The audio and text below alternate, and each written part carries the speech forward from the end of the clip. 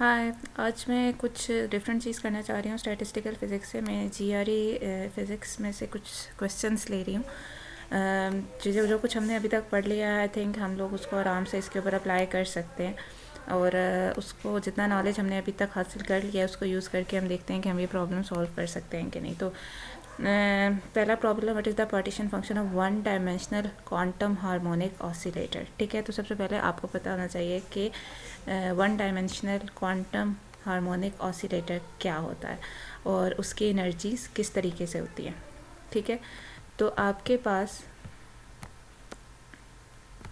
सबसे पहले आपको एनर्जी पता होनी चाहिए। ठीक है, मैं सोल्यूशन साथ दिखा रही हूँ। ठीक है, तो हार्मोनिक ऑसिलेटर की जो एनर्जी होती है वो इसके बराबर होती है। ठीक है, तो ऑब्वियसली आपने पार्टीशन फंक्शन लिखना है अगर हार्मोनिक ऑसिलेटर के लिए। तो एन की कोई भी पॉसिबल वैल्यूज़ हो सकती हैं। तो समीशन होता है आपके पास, आपको पता है हर जो पार्टीशन फंक्शन है उसकी वैल्यू क्या होती है। पार्टीशन फंक्शन का जो फार्मूला होता है वो क्या होता है। इन केस अगर आप भूल गए तो मैं आपको पार्टीशन फंक्शन का फार्मूला दिखा देती हूँ दोबारा से।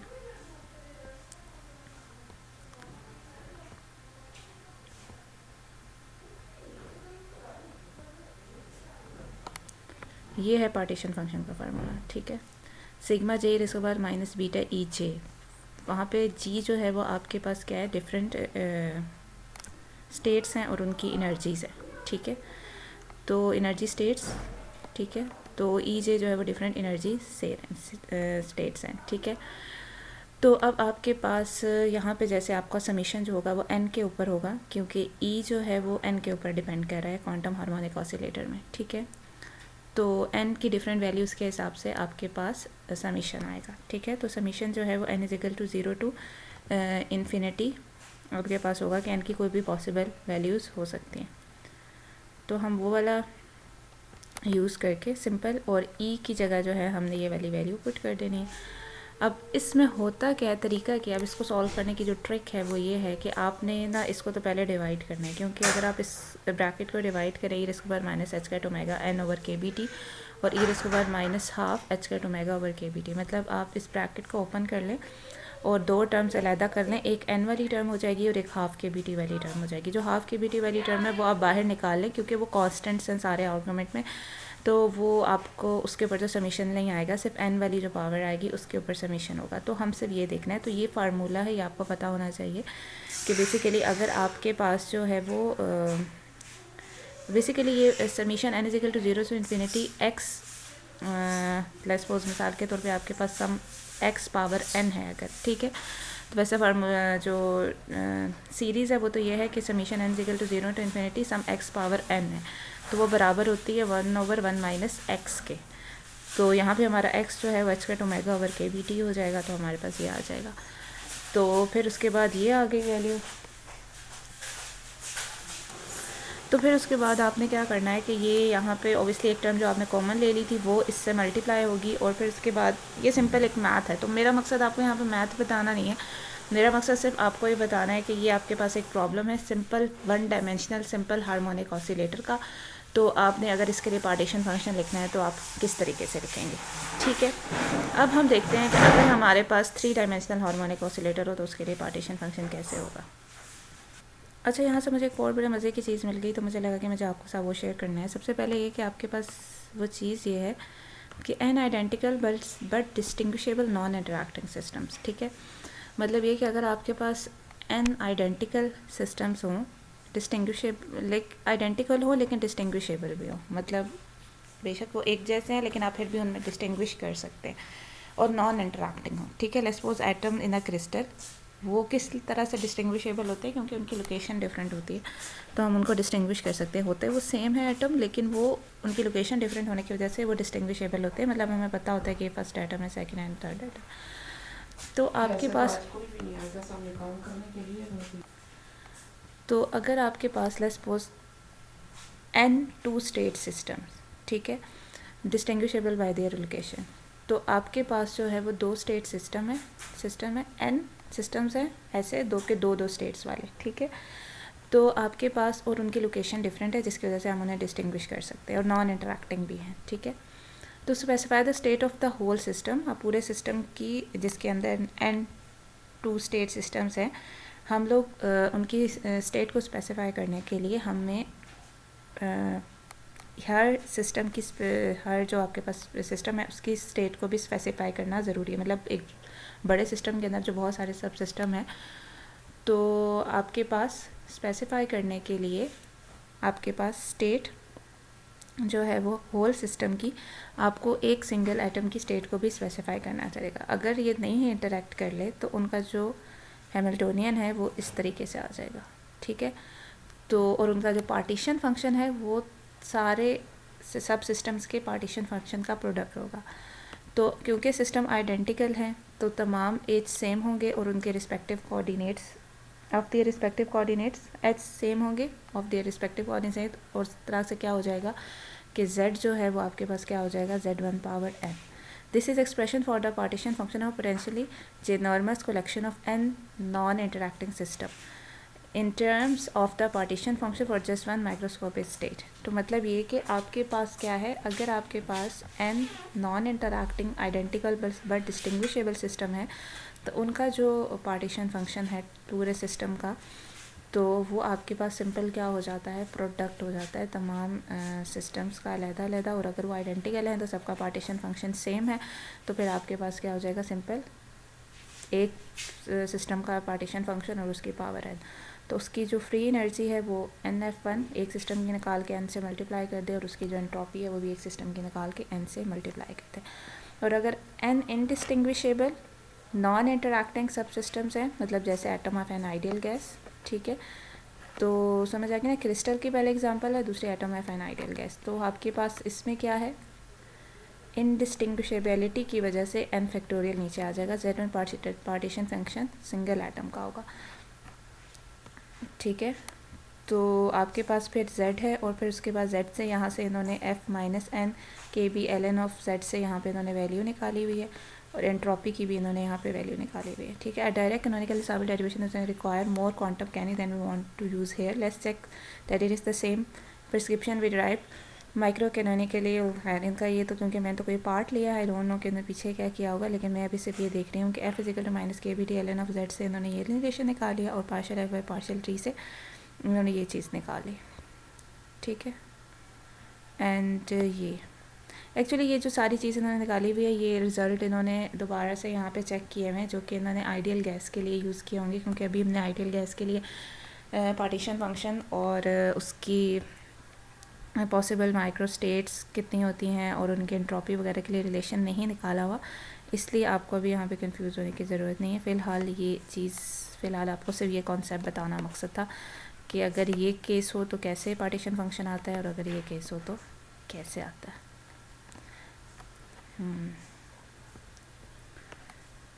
तो monoatomic ideal gas at fix T, ये लेंथ अभी फ़िलहाल मुझे इन चीज़ों का नहीं करना, जब मुझे ज़रूरत होगी तो मैं आपको ज़रूर इन सब चीज़ों का बताऊंगी। There are various thing which we have already done.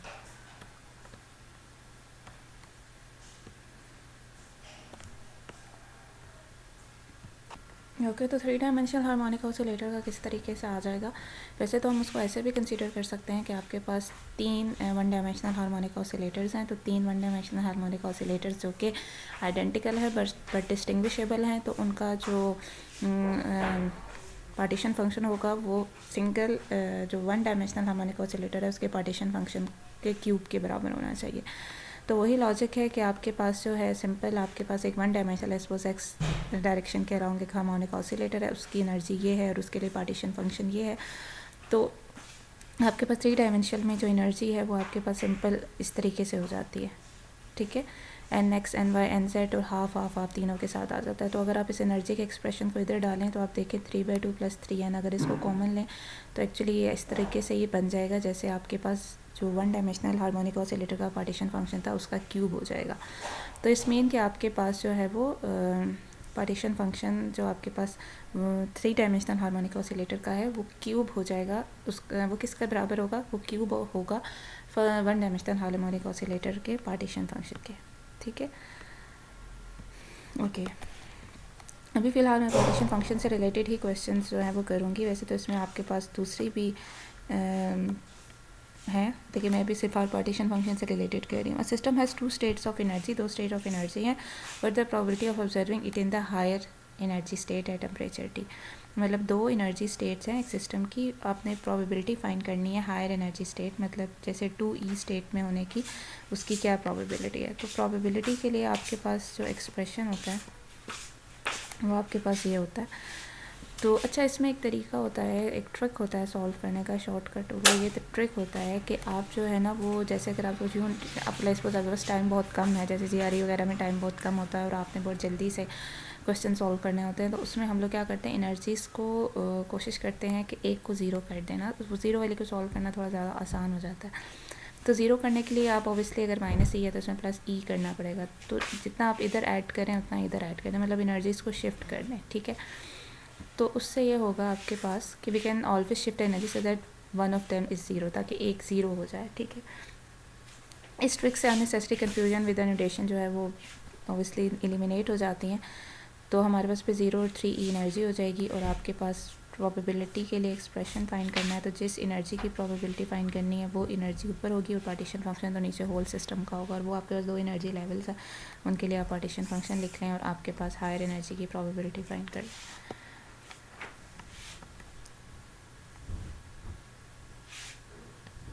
अच्छा, यहाँ पे एक ये चीज़ है पार्टीशन फंक्शन से रिलेटेड है, वो ये है कि डायटोमिक आइडियल गैस है and particle trapped on the layer of material, ठीक है, such that the gas molecule are free to move only in 2 dimensions, ठीक है। तो उनके ऊपर कंस्ट्रेंट है, वो सिर्फ 2 डायमेंशन में मूव कर लें। What is the heat capacity eight constant value of gas at room temperature, ठीक है। You may assume that KBT is less than h/√k/m, where m is the mass of the molecule, k is the Hooke's law constant associated with the vibrational motion, ठीक है। तो obviously ये भी आपके पास कोई, क्योंकि KBT भी आपके पास एनर्जी की डायमेंशंस होती हैं, तो ऑब्वियसली ये भी कोई एनर्जी है। तो इन्होंने बताया कि आपके पास ये जो एनर्जी है इसकी वैल्यू इस KBT जो है, क्योंकि जो रूम टेम्परेचर है उसके ऊपर जो KBT की वैल्यू होती है उसके मुकाबले में ज़्यादा है, ठीक है। तो अब एक्चुअली आपके पास जो मोड्स होते हैं वो एनर्जी के साथ, टेम्परेचर के साथ एक्साइटेड होते हैं ना, मतलब टेम्परेचर रेज होता है तो डिफरेंट मोड एक्साइट होते जाते हैं। तो हमने बताना है कि अगर एक मतलब आइडियल गैस को आपने कंस्ट्रेंट अप्लाई किया है कि वो सिर्फ 2 डायमेंशन में मूव कर सकती है, तो उसकी जो है वो कितने डिग्री ऑफ फ्रीडम होंगे, या कितनी जो है वो स्केयर्ड एनर्जी, स्केयर्ड टर्म उसकी एनर्जी के एक्सप्रेशन के अंदर आएंगी, ताकि उससे हम पता निकाल सकें पार्टीशन सॉरी उससे हम निकाल सकें उसकी क्या निकालनी है हमने, हीट कैपेसिटी, ठीक है, एट कांस्टेंट वॉल्यूम, ठीक है। तो अब आपके पास है कि the last sentence of problem statement tell us that we may assume that vibrational mode is frozen, ठीक है। अब आपके पास जो ये रिस्ट्रिक्शन है ना, हम इससे पीछे जाके ये टेक्स्ट में भी, क्योंकि मैंने लास्ट लेक्चर में वैसे ये चीज़ें बताई हैं, लेकिन फिर भी मैं इसको ज़्यादा क्लियरली यहाँ पे मैं बता देती हूँ कि आपके पास जो टेम्परेचर है ना, ये देखें, ये इन्होंने एक स्केच बनाया हुआ है, डायटोमिक गैस है as a function of temperature, उसकी स्पेसिफिक है एट कांस्टेंट वॉल्यूम। तो आपके पास देखें कि 1K के अबाउट इसके सिर्फ ट्रांसलेशनल मोड एक्टिव थे, ठीक है, इसलिए इसकी 3/2 KBT। फिर उसके बाद थोड़ी सी आगे जाके इसके दरमियान में इसके रोटेशनल मोड भी एक्टिव हो गए, तो 5/2 KBT हो गई, और उसके बाद इसके वाइब्रेशनल मोड भी एक्टिव हो गए 10,000 K के बाद, तो आगे एनर्जी होगी। तो इसमें आपको ये बता रहे हैं कि जो 5/2 KBT and 7/2 KBT corresponding to unfreezing of rotational and vibrational degree of freedom, मतलब टेम्परेचर रेज होगा। तो इसका मतलब ये है कि पहले आपके पास rotational degree of freedom unfreeze हुए एंड देन फिर वाइब्रेशनल अनफ्रीज़ हुए, ठीक है। तो इन्होंने आपको बताया कि जब आपके पास एनर्जी, अब यहाँ पे मैं ये सारा अगर टेक्स्ट रीड करूँ तो इसमें क्या बचे, द स्पेसिफिक है diatomic as a function of temperature, ठीक है। सबसे पहले क्या है, 3 dimensional 3 translation degree of freedom, उसके corresponding kinetic energy of the centre of mass in the 3, क्योंकि आपके पास जो भी आपके पास डायटोमिक गैस है या पॉलीएटॉमिक गैस होती है, उसकी जो हम लोग ट्रांसलेशनल डिग्री ऑफ फ्रीडम देखते हैं वो उसके सेंटर ऑफ मास के अबाउट देखते हैं, हम सेंटर ऑफ मास के रोटेशंस के हिसाब से देखते हैं। तो there are 2 rotational degree of diatomic के 2 रोटेशनल डिग्री ऑफ फ्रीडम है, corresponding rotation about the axis perpendicular to the axis connecting the 2 atom, ठीक है। जो दो एटम को लाइन ज्वाइन कर रही होती है, उसके परपेंडिकुलर जो 2 एक्सिस होते हैं उसके हिसाब से हमने उसकी रोटेशन रखनी है। क्योंकि एटम को हम पॉइंट लाइक ले रहे हैं, there is no energy associated rotation along the axis connecting, मतलब उस एक्सेस के अबाउट नहीं होगी जिस जो उन्हें कनेक्ट करा है उसके परपेंडिकुलर होगी रोटेशन। दो वाइब्रेशनल डिग्री ऑफ फ्रीडम होते हैं corresponding to the kinetic and potential energy of the vibrating molecule, ठीक है। एक काइनेटिक एनर्जी का हो जाता है और एक पोटेंशियल एनर्जी का होता है। तो अगर हम देखें तो 7 क्वाड्रेटिक टर्म हो, तो आपके पास जो डिग्री ऑफ फ्रीडम्स हैं वो 7 हो गए, और फिर उस हिसाब से आपके पास 7/2 kBt 7/2 quadratic degree of freedoms आ गए हैं एक्चुअली, और आपके पास इंटरनल एनर्जी 7/2 kBt हो जाएगी, क्योंकि आपके पास जितने क्वाड्रेटिक डिग्री ऑफ फ्रीडम्स होते हैं उस हिसाब से आपके पास आ जाती है। उसको आपने 7 से सिंपल किससे हाफ kBt से मल्टीप्लाई करना होता है। तो आपके पास अगर आप हैमिल्टोनियन लिखना चाहें तो उसमें देखें 3 ट्रांसलेशनल टर्म, 2 जो है वो आपके पास रोटेशनल टर्म और 2 वाइब्रेशन टर्म, और एस जो है separation between the item, K vibrational constant है, आई जो है वो मोमेंट ऑफ इनर्शिया है अबाउट द 2 रोटेशन एक्सिस, और एल और पी जो है वो आपके पास conjugate momenta. Note there is no factor of half in the second to last term because vibration are about the centre of mass and the reduce mass is this. देखिए यहाँ पे इन्होंने कहा है कि वैसे होती है ना p²/2m होता है, लेकिन p²/2m नहीं यहाँ पे हम लिखा है क्योंकि अब 2 पार्टिकल्स है ना, डायटोमिक है, तो ऑब्वियसली फिर हम रिड्यूस मास लेंगे तो वो m/2 है। But clearly we do not need to write around the Hamiltonian to get the answer, हमें हैमिल्टोनियन लिखने की ज़रूरत नहीं थी। Other example include extreme relativistic gas है 2 dimensional gases whose internal energy you will calculate in the end of the chapter. खैर ये दूसरे केसेस हैं। तो हमें पता होना चाहिए कि पार्टीशन थ्योरम जो है क्लासिकल स्टेटमेंट है, it breaks down when the spacing between energy element become large. अच्छा, अब इसकी लिमिटेशन क्या है? जो इक्वी पार्टीशन थ्योरम है वो हर टेम्परेचर के लिए एप्लीकेबल नहीं है, ठीक है।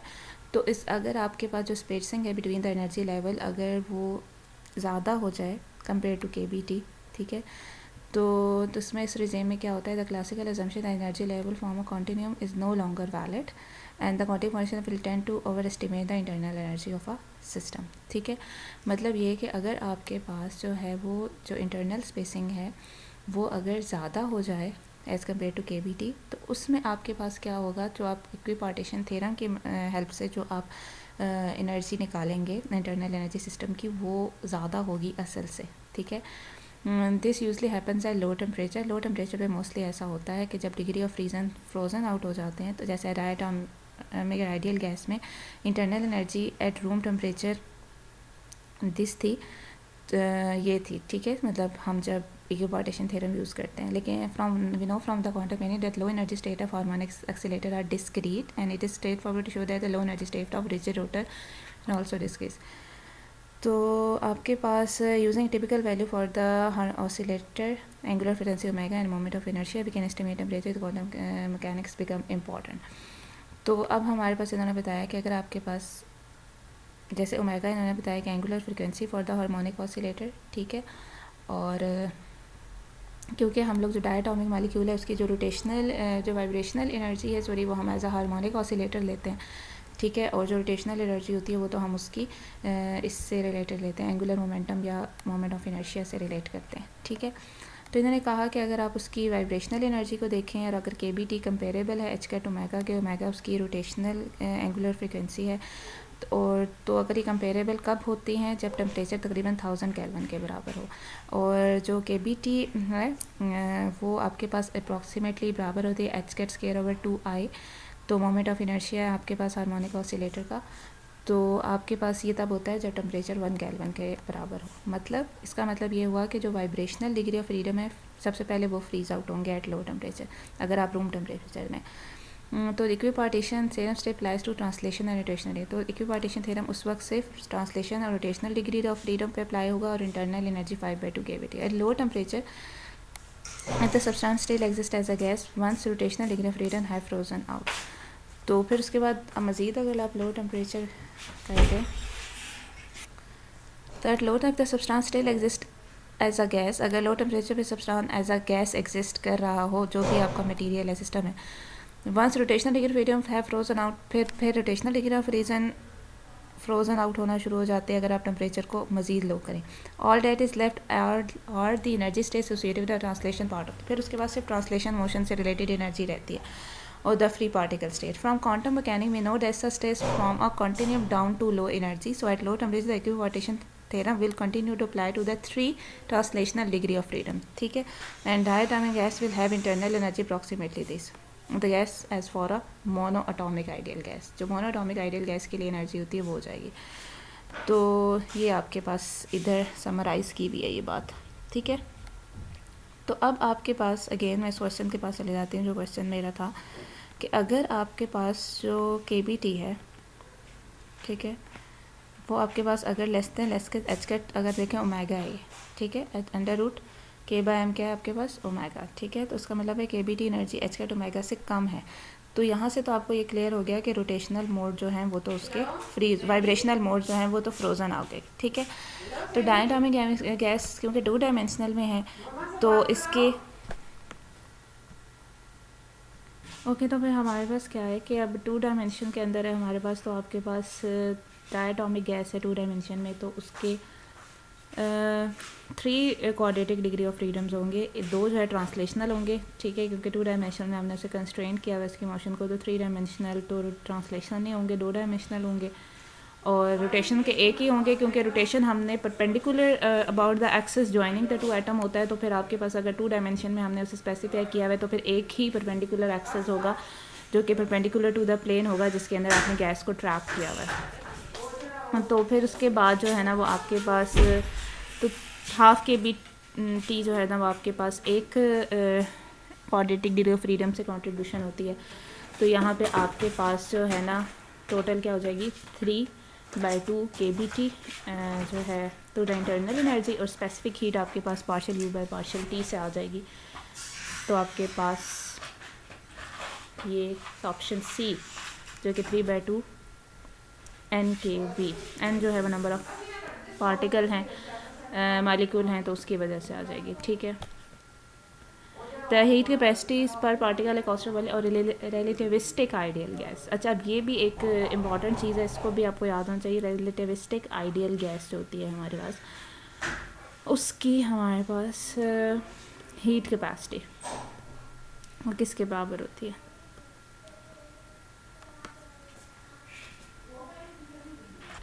ओके हम रिलेटिविस्टिक गैस के लिए देख लेते हैं हमारे पास क्या है। तो जैसे हमारे पास नॉर्मल पीछे हमारे पास जो आइडियल गैस वगैरह थी उसके लिए हम लोग जो है वो इक्वी पार्टीशन थ्योरम यूज़ करते थे, लेकिन यहाँ पे हम रिलेटिविस्टिक गैस के ऊपर या रिलेटिविस्टिक पार्टिकल के ऊपर इक्वी पार्टीशन थ्योरम जो है वो अप्लाई नहीं कर सकते। ओके तो हमारे पास क्योंकि इक्वी पार्टीशन थ्योरम क्यों रिलेटिविस्टिक पार्टिकल पे नहीं लगा सकते, क्योंकि रिलेटिविस्टिक पार्टिकल के लिए जो एनर्जी मोमेंटम रिलेशंस होते हैं वो हमारे पास लीनियर होते हैं रादर दैन क्वाड्रेटिक। तो इसीलिए हीट कैपेसिटी जो है वो रिलेटिविस्टिक गैस की जो है काफ़ी दफ़ा आगे यूज़ होती है, तो इसलिए GRE में हमें ये रिकमेंड किया जाता है कि आप इसको याद कर लें। तो डेरिवेशन स्ट्रेट फॉरवर्ड है दो, मतलब कैनोनिकल एंसेम्बल में हमारे पास partition function in a box of volume V, तो आपके पास क्या रिलेशन होता है पार्टीशन फंक्शन का? जैसे मोनोटॉमिक गैस है आपके पास, ideal gases are so common at minimum you should know the internal energy, the entropy and the root mean square velocity. Sometimes handy to know the partition function because it allows you to calculate so many observables but is not essential knowledge. तो the Hamiltonian for a particle in ideal is just the Hamiltonian for a free particle in 3 dimension. तो आपके पास particle in an ideal gas आपके पास जो free particle का Hamiltonian होता है 3 dimension में H=P²/2m वो होता है आपके पास। ये वैसे मैं आपके पास नॉर्मल मोनोटॉमिक आइडियल गैस की बात कर रही हूँ। तो partition function for a single particle जो है उसके लिए हम ये रिलेशन यूज़ करते हैं, ठीक है। ये फेस स्पेस के अंदर है, जो कल का हमारे की पार्टीशन थ्योरम का टॉपिक था उसके अंदर भी हमने पार्टीशन फंक्शन इस तरह का देखा था। तो ये आपके पास हमने इसे लिखा एंड देन फिर आपने इसे स्फेरिकल जो है वो सिमेट्री के लिए सॉल्व किया, तो आपके पास ये आ जाता है। फिर n जो है वो आपके पास आइडेंटिकल पार्टिकल्स हैं और इनडिस्टिंग्विशेबल हैं, तो इसलिए आप उसके पास इनकी पावर z जो ओवरऑल पार्टीशन फंक्शन होगा आइडियल गैस का वो z1 पावर n और डिवाइडेड बाय n फैक्टोरियल हो जाएगा। फिर उसके बाद आप z से जो है वो आप जो है वो u निकाल लेते हैं, स्पेसिफिक हीट निकाल लेते हैं। तो आपके पास यहाँ से आ जाएगी 3/2 NKB simple monoatomic ideal gas की स्पेसिफिक हीट आ जाएगी। तो अब और अगर आप देखें तो इक्वी पार्टीशन थ्योरम से भी आपके पास जो है वो कंपोनेंट आ जाता है, क्योंकि 3 क्वाड्रेटिक डिग्री ऑफ फ्रीडम है हैमिल्टोनियन में, क्योंकि मोमेंटम है ऑब्वियसली P का x कंपोनेंट, P का y कंपोनेंट, P का z कंपोनेंट, तो 3/2 फैक्टर जो है वो इंटरनल एनर्जी में आना था वो अंडरस्टूड था, ठीक है। खैर मकसद ये तो मैंने सिंपल आपको मोनोटॉमिक आइडियल गैस, अब यहाँ पे जो हमें पार्टीशन फंक्शन का, यहाँ पे जो हमें गैस गिवन है वो हमारे पास रिलेटिविस्टिक गैस है, ठीक है। तो हम यही वाला रिलेशन यूज़ करेंगे, लेकिन उसकी एनर्जी जो है वो p²/2 हम नहीं होती, बल्कि उसकी एनर्जी pc होती है, ठीक है। और ये सिंपल हम उसके लिए पार्टीशन फंक्शन का रिलेशन यूज़ करें, ठीक है। और इसमें β1/kBt के बाद स्फेरिकल कोऑर्डिनेट मोमेंटम स्पेस में यूज़ करेंगे। और फिर हमने ये सपोज कर लिया कि इंटीग्रेंट इज स्फेरिकली सिमेट्रिकल, तो आपके पास जो है वो जो p की वैल्यू है 0 to ∞, और फिर हमारे पास z पे आ गया। तो ये हमने सिंपल जो है वो इंटीग्रेशन बाय पार्ट करके हमने सिंपल जो है वो ये इंटीग्रल सॉल्व कर लिया। तो ये आप कर लीजिएगा, ये सिंपल मैं आपको स्टेप्स बता रही हूँ। तो हमने हीट कैपेसिटी कैलकुलेट करनी है, तो ln(z) हमें कैलकुलेट करना है सबसे पहले। Since we are calculating we only care about the part of ln(z) that depends on beta. तो फिर उसके बाद हमने ln(z) कॉन्स्टेंट्स को, बाकी सबको हमने कांस्टेंट में इंक्लूड कर दिया, और सिर्फ बीटा वाले पार्ट को हमने रख के इसको सॉल्व किया। एंड देन मैंने partial beta over partial beta with respect to beta इसको डिफरेंशिएट किया, तो एनर्जी आ गई। और फिर उसके बाद उस इंटरनल एनर्जी को आप with respect to temperature differentiate करेंगे तो स्पेसिफिक हीट आ जाएगी, जो कि 3 kB। तो मतलब अब आपको heat capacity per particle at constant value of a relativistic ideal gas पता होनी चाहिए। रिलेटिविस्टिक आइडियल गैस की हीट कैपेसिटी 3 kB है। 6th क्वेश्चन है the 3 dimension harmonic quantum harmonic oscillator transition from the n=1 state to the n 3 dimension quantum harmonic oscillator है, transition जो है वो n=1 स्टेट से n=2 स्टेट में हो रही है। What is the change in the entropy, ठीक है। तो सबसे पहले आपके पास अगेन 3 डायमेंशन हार्मोनिक ऑसिलेटर, जैसे मैंने पहले बताया था, ये उसकी एनर्जी होगी, n की वैल्यू nx ny nz है। अच्छा, अब होता ये है कि n=1 स्टेट से फिर n=2 स्टेट में जा रहा है। अब डीजेनरेसी होती है, अगर आपके पास जो 3 डायमेंशन हार्मोनिक ऑसिलेटर होता है, इसमें डीजेनरेसी का मतलब ये होता है कि n=1 लेवल में कि कितने जो है वो कितने पॉसिबल वेज हो सकते हैं, ठीक है। तो उसमें आपके पास x1 हो, y और z0 हो, x0 हो, y1 हो, z0 हो, या x और y दोनों 0 हो और z1 हो।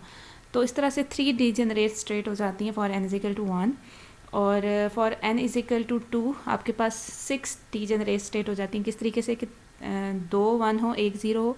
अब वो 2 1 जो है वो उसमें भी 3 पॉसिबल कम्बिनेशन आ सकते हैं। पहले 2 1 हो, ये 0 हो, और दूसरे 2 1 हो, पहला 0 हो, और पहला और आखिरी 0 हो, पहला और आखिरी 1 हो, बीच वाला 0 हो, 3 वो हो गई। फिर इसके अलावा 2 0 हो, 1 2 हो, 3 वो स्टेट्स होगी, तो 6 डीजेनरेट स्टेट्स होगी फॉर n=2। तो आपके पास जो मतलब आपके पास एक तरह का जो हमारे पास नंबर ऑफ़ पॉसिबल वेज जिनमें आपके पास जैसे हम डीजेनरेसी भी, यहाँ पे डीजेनरेट स्टेट आप ये भी कह सकते हैं नंबर ऑफ़ पॉसिबल वेज जिसमें आपके पास n=1 आ सकता है या n=2 आ सकता है। तो आपके पास जो है S1 एंट्रोपी जो है वो होती है kB ln(w), जैसे आपने वैसे पढ़ा है। तो W जो होती है वो आपके पास नंबर ऑफ़ वेज होते हैं। तो यहाँ पे ओमेगा लिखा गया, अक्सर बुक में ओमेगा लिखा जाता है, तो ln(ओमेगा) ले लें। ओमेगा आपके पास पहले केस में 3 है, दूसरे केस में 6 है। तो डिफरेंस इन एंट्रोपी आपने फाइंड कर लेना है, तो दोनों को माइनस कर लेना है, तो वो आपके पास kB ln(2) आ जाएगा, ठीक है।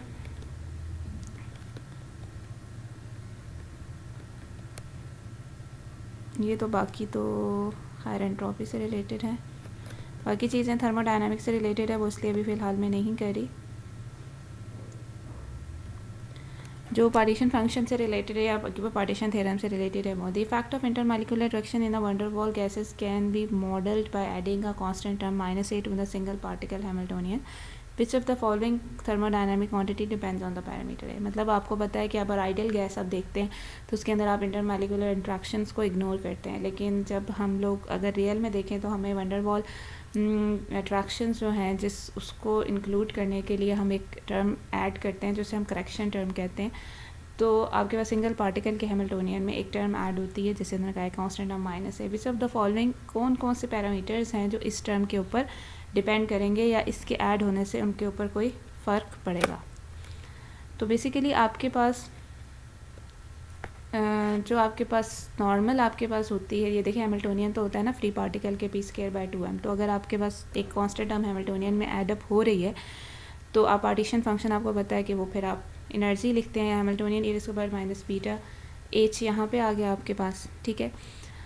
सिंस जो है वो ए जो है वो कांस्टेंट है, तो उसको आप इंटीग्रल से बाहर निकालें, ई रेज़ के बाद बीटा ए, तो आपके पास ये चीज़ आ जाएगी, ठीक है। Z1 जो है वो हैमिल्टोनियन है आइडियल गैस का, और ये जो दूसरा आया है इसके बाद बीटा ए के साथ, ये आपके पास वो उस गैस का आ जाएगा जो कि मतलब प्रैक्टिकली जिसके अंदर आपने करेक्शन टर्म ऐड की हुई है।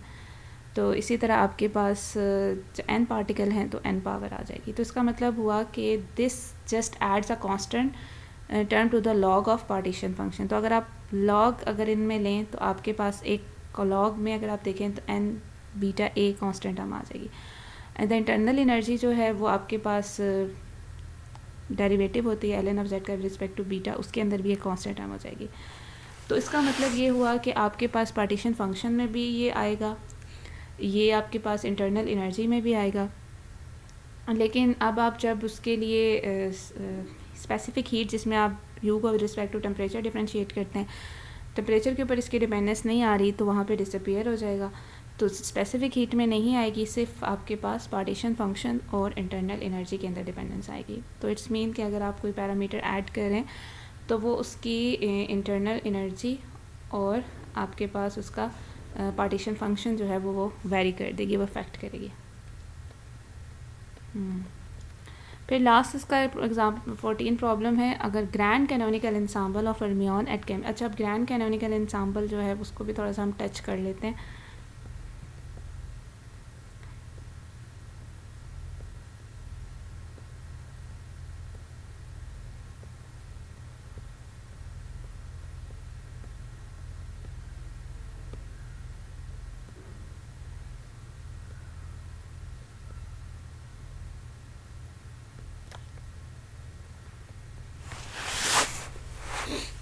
सॉरी, मैं पता नहीं किधर जा रहे थे।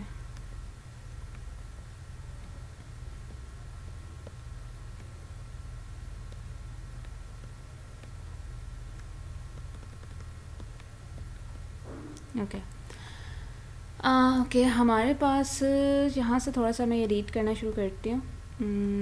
Quantum statistical mechanics, and though we discussed the role of identical particle when calculating the entropy, we have not considered the effect of distinguishability in a more general quantum context. Identical particles behave very differently in quantum mechanics that might be expected from classical mechanics. The best known example is the Pauli exclusion principle, to be discussed in much more detail in the following chapter, which states that two identical fermions can't occupy the same quantum state. ठीक है, ये हमें पता है. When we wish to calculate the energy of some large ensemble of particles, knowing how many particles are allowed to occupy each state of energy is obviously essential. More precisely, it affects the average occupation number of the particular energy state.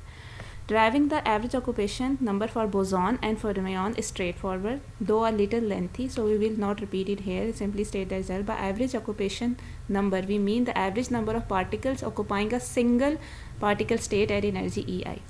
Identical fermions हैं अगर जिनकी spin half है, the occupation number as a function of energy described by the Fermi diagram. मतलब अगर आपने किस energy level के ऊपर कितने जो है वो जो डिस्ट्रीब्यूशन अगर आपने देखनी है पार्टिकल्स की, तो वो हम इस फंक्शन से देखते हैं जिसे हम फर्मी डायराक डिस्ट्रीब्यूशन कहते हैं. और इसकी वैल्यू जो है वो 1 से ज़्यादा नहीं होती पॉली एक्सक्लूजन प्रिंसिपल के मुताबिक, since there can be no more than 1 fermion पर energy level. For identical bosons इनकी इंटीजर स्पिन होती है, बोस आइंस्टाइन डिस्ट्रीब्यूशन होती है आपके पास, और ये रिलेशन है उसके लिए. तो जो साइन चेंज हुआ, अगर आप देखें इसमें डिफरेंस ये है कि इन दोनों में साइन चेंज हो गया डिनोमिनेटर के on the depending upon the temperature arbitrarily many boson can occupy the same state. मतलब यहाँ पे अगर आप देखें, अगर आप टेम्परेचर को काफ़ी ज़्यादा इंक्रीज़ कर देते हैं, ठीक है, तो ये जो ओवरऑल टर्म है ये डिक्रीज़ हो जाएगी. तो मतलब आप समझ लें अप्रोच करिए ज़ीरो को, तो e पावर 0 1 हो जाएगा, तो आपके पास हाफ आ जाएगा, 1 + 1 हाफ हो गई, ठीक है, फर्मिना. और अगर आपके पास टेम्परेचर लो है तो ये टर्म काफ़ी आपके पास क्या हो जाएगी, हाई हो जाएगी. उस हिसाब से अगर आप देखें तो आपके पास जो है ये मतलब आपकी, हाँ एग्जैक्टली, ठीक है, ये टर्म आपके पास अगर अप्रोच करे आपके पास ज़ीरो को, तो आपके पास ये जो है ओवरऑल फर्मी डायराक डिस्ट्रीब्यूशन क्या हो जाएगी, 1 हो जाएगी। तो यहाँ पे आपके पास ये है कि आपके पास एट ज़ीरो टेम्परेचर अगर आप इसे देखें, let is the familiar concept of Bose condensation, मतलब टेम्परेचर अगर आप ज़ीरो कर दें तो ये ओवरऑल पावर जो है आपके पास, ठीक है, तो इसमें बेसिकली आपके पास फर्मी डायराक डिस्ट्रीब्यूशन में काफ़ी और भी डिटेल चीज़ें आ जाती हैं कि energy less than chemical potential है, ग्रेटर देन केमिकल पोटेंशियल है, लेकिन फॉर टाइम बीइंग अगर हम सपोज कर लें कि एनर्जी जो है वो लेस देन केमिकल पोटेंशियल है और नीचे वाली टर्म बहुत बड़ी हो गई है, तो नीचे वाली टर्म जो है वो काफ़ी ज़्यादा अगर छोटी हो गई है, सॉरी, और ये नेगेटिव है तो ओवरऑल टर्म बड़ी होगी, तो ये आपके पास ज़ीरो को अप्रोच कर जाता है, ठीक है। तो इसमें यह है कि आपके पास जब ये ज़ीरो को अप्रोच कर पावर जो है वो ज़ीरो को अप्रोच कर जाएगी, तो ऑब्वियसली आपके पास क्या हो जाएगा, 1 - 1 0, तो 1 - 1 0, 1/0 इन्फिनिटी। तो इन अदर वर्ड कि आपके पास जो है वो इन बहुत ज़्यादा हाई जो है वो वैल्यू आ जाएगी इस बोस-आइंस्टाइन डिस्ट्रीब्यूशन की। तो मतलब सारे पार्टिकल जो है वो लोएस्ट एनर्जी स्टेट में आना जाएंगे, जिसको हम बोस कंडेंसेशन कहते हैं, ठीक है। खैर ये चीज़ अभी मैं अभी डिस्कस नहीं डिटेल में करना चाह रही। तो to calculate actually anything with this distribution we need a few extra ingredient. The new quantity appearing in all the above formula is mu, the chemical potential, which roughly speaking is the energy associated with adding or removing a particle from the system. In the grand canonical ensemble, a generalization of the canonical ensemble, the number of particle is allowed to vary. grand canonical ensemble का ये difference होता है simple canonical ensembles में कि इसमें number of particle जो है वो वेरी करते हैं, बट केमिकल पोटेंशियल जो है वो फिक्स रहता है। So just as in the canonical ensemble जहाँ पे आप टी को फिक्स करते हैं और एनर्जी के बारे में देखते हैं कि एनर्जी जो है उसके हिसाब से आपके पास क्या डिस्ट्रीब्यूशन आ रही हैं, तो ग्रैंड कैनोनिकल ensemble में हम केमिकल पोटेंशियल को फिक्स कर लेते हैं फार्मूला में और हम नंबर ऑफ पार्टिकल्स की एवरेज लेते हैं, ठीक है। तो but first we must take into account the fact that the each energy level में हैव अ डीजेनरेसी, मतलब ये भी हमें बताना चाहिए कि हर एनर्जी लेवल की कोई डीजेनरेसी हो सकती है। For example a free spin half particle has 2 possible spin state with the same energy, तो उसकी डीजेनरेसी 2 हो जाएगी independent of the energy. To get the average particle number we just sum the distribution function over the all energy, मतलब हम the formula क्या use करते हैं, हमने नंबर ऑफ पार्टिकल्स की एवरेज निकालने के लिए हमने जो है सिंपल डिस्ट्रीब्यूशन फंक्शन और उसकी जो डीजेनरेसी होती है उसके साथ हम उसका समीशन ले लेते हैं। तो एफ इज़ ईदर आपके पास फर्मी डायराक डिस्ट्रीब्यूशन हो सकती है, बोस आइंस्टाइन डिस्ट्रीब्यूशन हो सकती है, तो for fermion and boson for the energy level space closely together enough we can approximate this sum by, अगर एनर्जी लेवल काफ़ी क्लोज हैं तो हम जो है वो समीशन की जगह इंटीग्रल भी ले सकते हैं। और इसके अलावा ये कि हम लोग instead of degeneration factor we can use the density of state, मतलब डेंसिटी ऑफ स्टेट्स भी कर सकते हैं, जो कि आपको क्या बताती हैं, विस्काउट the number of available states between energy, मतलब वो आपको इन उस जो आपकी लिमिट होती है उसके अंदर जितने पॉसिबल अवेलेबल स्टेट होती हैं उनके नंबर का पता चल जाता है आपको डेंसिटी ऑफ स्टेट से। तो ये आपके पास है। तो it is unlikely that you would ever have to evaluate integral like this on the GRE, but knowing the physical meaning of distribution function density comes in handy. Obviously ये use हो सकता है। अब हम देख लेते हैं कि आपके पास कहाँ पे क्या यूज़ हो रहा है। तो a grand canonical ensemble of fermion at chemical potential mu has a density of states आपको given है। At zero temperature what is the average number of particle in the system? तो average number of particle आपने system में find करने। तो as the temperature goes to zero the Fermi Dirac, क्योंकि अब हमारे पास जो okay particle in the system fermions हैं, ठीक है, तो इसलिए फर्मी डायराक डिस्ट्रीब्यूशन यूज़ करेंगे। तो लिमिट्स टू स्टेप फंक्शन 1, मतलब फर्मी डायराक डिस्ट्रीब्यूशन अगर टेम्परेचर 0 है, मतलब बेसिकली मैं आपको फर्मी डायराक डिस्ट्रीब्यूशन दिखा देती हूँ ताकि आपको थोड़ा ज़्यादा क्लियर हो जाए। ओके आपको फर्मी डायराक डिस्ट्रीब्यूशन का मैं आपको यहाँ से बता दूँ कि फर्मी डायराक डिस्ट्रीब्यूशन जो है वो फर्मियॉन पे अप्लाई होती है। वो फर्मियॉन्स होते हैं जिनकी हाफ इंटीग्रल स्पिन होती है और जो पोली एक्सक्लूजन प्रिंसिपल को ओबे करते हैं। Each type of distribution function has a normalisation term especially the exponential in the denominator which may be temperature dependent. For the Fermi Dirac case ये जो आपके पास है ये टर्म ये बहुत इंपॉर्टेंट है, जिसमें ये आपके पास EF जो है फर्मी एनर्जी है। The significance of the Fermi energy is most clearly seen by setting T is equal to 0 at absolute 0 the probability is 1। मतलब आपके पास जो है ना एब्सोल्यूट 0 टेम्परेचर के ऊपर आपके पास प्रोबेबिलिटी 1 होती है। क्या मतलब for energies less than Fermi energy, मतलब अगर आपके पास energy less than Fermi energy है तो प्रोबेबिलिटी 1 होगी मतलब डिस्ट्रीब्यूशन फंक्शन आपको जो है ना probability of finding the particle जो है वो 1 होगा, और अगर आपके पास एनर्जी जो है वो फर्मी एनर्जी से ज़्यादा होगी तो प्रोबेबिलिटी 0 हो जाएगी, ठीक है। तो वो picture all the level up to the Fermi level as filled but no, मतलब फर्मी लेवल तक तमाम लेवल जो है वो फिल्ड होंगे, और उससे ऊपर जो है उससे energy greater than Fermi energy कोई पार्टिकल नहीं होगा। ये फर्मी डायराक डिस्ट्रीब्यूशन है। तो ये this is entirely consistent with the Pauli exclusion principle where each quantum state can have one but only one particle.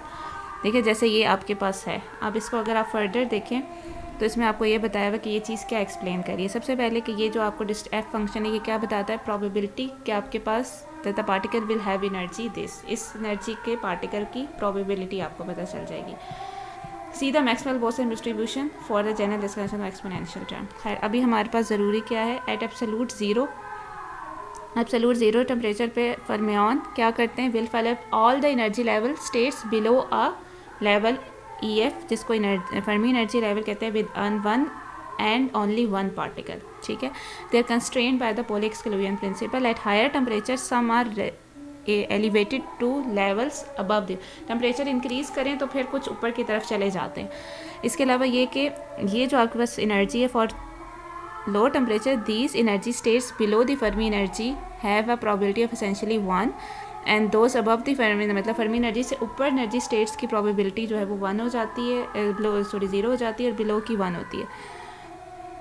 और ये डिफरेंस इस वजह से आ रहा है क्योंकि आपके पास particle are indistinguishable. The quantum principle which arises from the fact that the particle are indistinguishable, ठीक है।